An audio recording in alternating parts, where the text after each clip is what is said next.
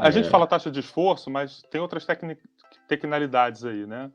Porque assim, a taxa de esforço, na verdade, é do valor bruto de imposto de renda, tá? Não é do valor líquido de salário, mas para ficar mais fácil, a gente fala isso aqui. Na verdade, esse ratio aqui, né? Esse rácio, como a gente fala aqui, seria mais de dívida ou encargos de serviço de dívida sobre rendimento líquido, tá? Dá só 8%, legal, porque eles têm realmente rendimentos muito altos. Aí 8% é tranquilo. Em média vai o quê? Até 35, 30?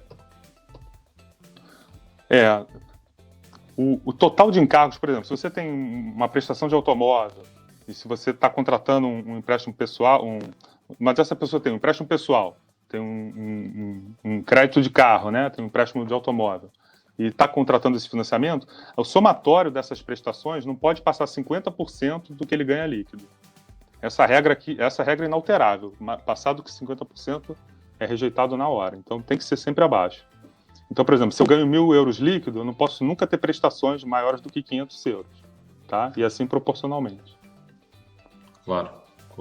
Tá. Qual é a idade máxima para financiar um imóvel? Olha, a maioria dos bancos vai financiar até os 75 anos, tá? Em alguns bancos você pode conseguir uma extensão de prazo dependendo da sua idade e dos seus rendimentos, mas conforme norma do Banco Central Europeu, já divulgada em 2018, porque assim, praticava-se muito empréstimos de 40 anos, e o Banco Central quer que os créditos em geral converjam para 30 anos, tá? Nos próximos anos. Então, assim, já está havendo algumas medidas de forma a limitar, tá? Esse prazo mais longo, tá? Então, quem tem um empréstimo de 40 anos tem muita sorte, porque cada vez vai ser mais difícil pegar empréstimos longos assim, financiamentos longos assim, tá? Então, esse é mais um momento, ou seja, agora é o momento certo para fazer isso, né? Com certeza. Juros baixos. Há uma janela aqui.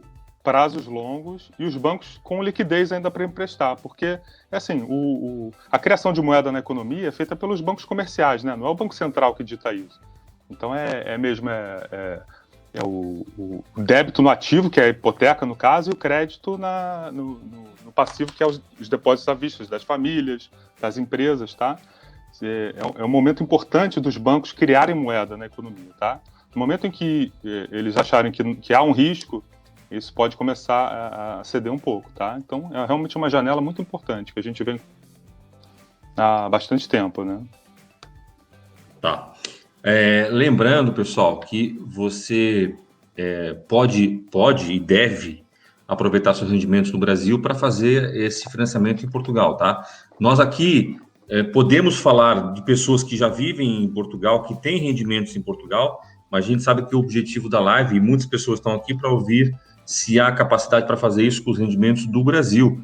E há muita capacidade. Aliás, nós aconselhamos, enquanto você não sai dessa situação, né? Porque há muitas pessoas que estão no emprego fixo ou então são da função pública e quando vier morar em Portugal, pode ser que perca isso. Não é o caso dos aposentados, tá? Então, se você tem essa capacidade, eu acho que vale a pena você pensar, tá bom? E assim, tem muita demanda por arrendamento, né? Isso que faz sempre Porque assim, Portugal tem um déficit de estoque, né, de produtos, tem muito mais procura, do que os imóveis disponíveis, né? Então, assim, para você investir vale muito a pena. Até porque tem muitos... exatamente. E assim, o mercado imobiliário residencial, comercial, claro, está sofrendo nesse momento. Eu acho que cabe esperar uns 12 meses aí para a gente ver o que é que vai acontecer. Mas o residencial está muito sólido. Então, assim, você vê as avaliações subindo, você vê os preços estáveis, você vê muita gente vindo. Por exemplo, você viu a reportagem? Mil brasileiros tiraram visto Gold. Vi. Isso nunca tinha acontecido. Ou seja, brasileiros de grana, né? Pessoal com recursos vindo muito para Portugal, comprando. E ainda tem aquela outra janela que é Lisboa e Porto vão fechar no próximo ano para visto Gold, né? Sim. Mas você ainda vai ter Aveiro, vai ter Caldas da Rainha, ainda vai poder comprar imóveis nesses lugares, né? Inclusive excelentes imóveis, né? Porque com um valor desse, você compra imóveis espetaculares. E as pessoas buscam, né? Né, André? Você pode comprar mais que um, né, Rafael? Você pode comprar 3 imóveis, se você quiser. Exato, o valor do investimento é que importa, exatamente. Tá? Diga. Não, é aquilo, né? Tá tendo essa migração. No momento que você pode trabalhar de casa, por que eu vou morar no centro de Lisboa, no local mais caro, para ficar próximo do meu trabalho, se eu posso morar numa cidade a 40 minutos de Lisboa, num apartamento amplo, onde eu posso montar meu escritório, ter muito mais qualidade de vida. Então, assim, é um movimento interessante que as pessoas têm que observar. Eu acho que você, André, você antecipou esse movimento antes dele ocorrer. Você fez muito bem. Pois foi 2018, né? Cara. Tava em Oeiras, mas foi muito louco, porque em Oeiras eu pagava, na segunda linha do mar, que era um lugar lindíssimo, pagava 720 euros por mês de arrendamento. E quando eu saí, o cara que vendeu... Eu estava arrendando, o dono do apartamento vendeu o imóvel, né? Já estava falando ali a volta dos 1.200. Ou seja, se eu quisesse voltar a arrendar o mesmo imóvel, provavelmente eu ia ter que pagar 1.000, 1.100 a 1.200 por mês, entendeu? Então, não foi de repente, né, gente? Vamos lá. Eu acho que Portugal começou a se destacar a partir de 2014. Não foi assim tão de repente. Mas eu acredito mesmo que os próprios portugueses foram pegos de surpresa. Ninguém imaginava que o mercado fosse arrebentar. Aliás, até hoje tem pessoas que foram pegas de surpresa, que moram aqui, nasceram aqui, e estão tendo que fazer esse processo de ir para cidades mais distantes de Lisboa, porque não conseguiram comprar nessa janela, que foi 2015, 2016. Aí, 17, vocês forem ver no Google, coloca lá, por exemplo, assim, aumento o preço dos imóveis, Lisboa, 2019. A freguesias em Lisboa que chegaram a aumentar 32% de um ano para o outro. É muita valorização, né, Rafael? É verdade, com certeza. É muita valorização. É claro que a gente sempre pensa no nosso lado, né?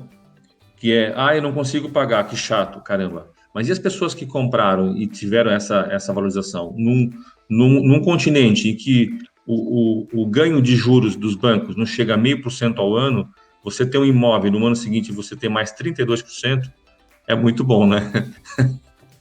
É ótimo. Nossa, então, é ótimo. Quem comprou nessas épocas, né, fez um grande negócio, né? Pô, porque... Agora, também, quando o país está com problema, você tem que ter apetite ao risco, né, para comprar um imóvel num momento difícil, né? Quando ele está barato. Exatamente. É assim com qualquer coisa no mercado, né? Quando a ação está muito barata, é porque ela realmente não tem perspectiva nenhuma. Mas é ali que às vezes você precisa comprar para, né? Aí vai o apetite de risco de cada um, né? Mas é interessante que, além dessa movimentação de Lisboa e Porto, né, para cidades menores, onde você pode ter uma casa maior, montar seu escritório, ter mais qualidade de vida, tem essa vinda também dos estrangeiros para cá. Porque é aquela coisa, né? Lisboa é 4.000 euros o metro quadrado, é caro. Mas para quem mora em Paris e Londres, isso é tranquilo, né? Então, assim, baratíssimo. Eles pagam 12, 15 mil euros o metro quadrado, então comprar um imóvel em Lisboa para eles é tranquilo.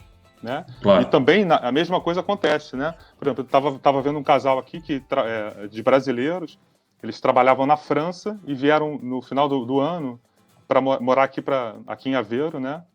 E ele fica, né, remoto, né? Trabalhando, como se diz aqui em Portugal, teletrabalho, né? Fica trabalhando daqui na França, ou seja, melhorou o poder de compra dele, né? Continua trabalhando da mesma forma. Por que ele vai ficar lá se sujeitando a altos aluguéis, quando ele pode morar com mais qualidade de vida aqui em Portugal, né? Então foi uma decisão interessante. Esse caso aí surgiu essa semana até, eu achei muito interessante. É um movimento que está realmente ocorrendo. E as pessoas, muita gente espera, a pandemia vai fazer com que o preço abaixe. Eu já expliquei isso. E é uma questão de pesquisa, não precisa acreditar no que eu estou falando, pesquisem vocês. Por que isso não vai acontecer? Aconteceu um pouquinho agora, mas vai voltar tudo igual. Por quê? Um dos grandes motivos também, não se esqueçam, do Brexit, tá? Então, os ingleses que moravam aqui, agora tem que fazer novos documentos, etc. Muitos deles que já pensavam em morar em Portugal, só vinham aqui de férias, estão comprando tudo no Algarve. Estão consumindo... Sim, estão comprando tudo. Não só por uma questão de investimento, porque sabe que Portugal vai melhorar, como também eles adoram, você sabe disso, os ingleses adoram aqui, ainda mais no sul, etc. Então, todas essas questões fazem com que os preços, como eu falei, para alguns, infelizmente, não abaixe, mas para quem está vendendo agora, também não vê o seu patrimônio perder, não é? Então, é uma questão interessante que tem que ser analisada.